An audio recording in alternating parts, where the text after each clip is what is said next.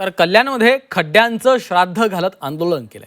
टेंडरचे 25 कोटी 70 लाख रुपये गेले कुठे? आंदोलकांनी प्रशासनाकडे संतप्त सवाल केलाय। 8 दिवसात खड्डे बुजवा, अन्यथा मोठं आंदोलन करणार असा इशारा देखील आंदोलकांनी दिला।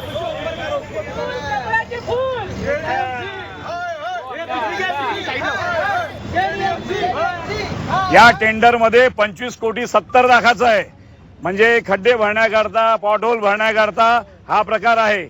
जर एवढ्या पैशाचं हे टेंडर काढतात, पण यांची अवस्था, या खड्ड्यांची अवस्था तुम्ही बघितली असेल, हाय तशीच आहे। पावसाळा आला की यातनं खड्डे तयार होतात, लोकांचे नागरिकांचे हाल तयार होतात।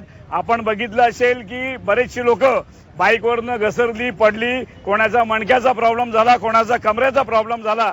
तर या प्रशासनाला आणि या सरकारला आपल्याद्वारे हे आम्ही आवाहन करतोय, जर हे 8 दिवसात जर खड्डे बुजवले गेले नाही तर केडीएमसी मुख्यालयाच्या समोर आम्ही धरणे आंदोलन करणार।